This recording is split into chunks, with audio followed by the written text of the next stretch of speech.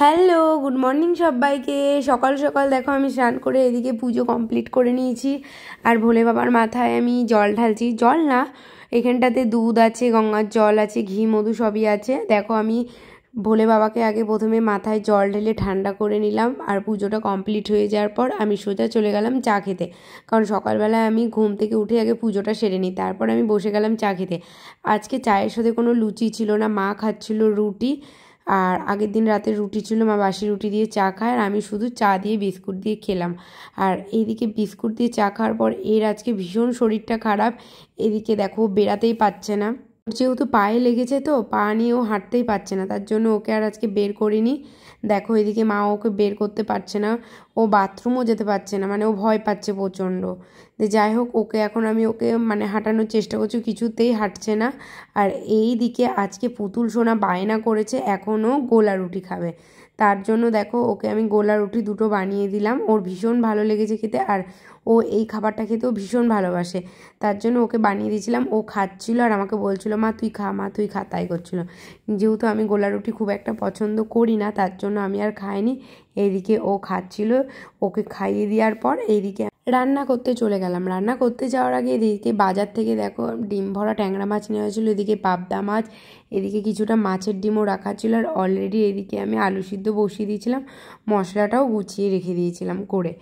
আর এদিকে বারবার তোমার বৃষ্টি হচ্ছে, আর এত বৃষ্টি হচ্ছে, জামা প্যান্ট মেলেছি, একবার করে তুলছি, একবার করে আবার মেলতে যাচ্ছি। ওই করতে করতে আমার তো দেরি হয়ে গেল সকাল থেকে। যাই হোক এদিকে রান্না বান্না করে আমি খেয়ে দিয়ে সোজা বেরিয়ে পড়লাম। দেখো ওয়েদারটা ভীষণই বাজে ছিল আজকের, দেখো তোমরা মেঘ দেখে বুঝতে পারছো। আর আজকে আমি গেছিলাম, কিছু কেনাকাটা ছিল আমার, তার জন্য সোজা আজকে বেরিয়ে পড়লাম। আজকে যাচ্ছিলাম আমি নৌকো দিয়ে। আর দেখো কি দারুণ লাগছিল ব্রিজটা দেখতে।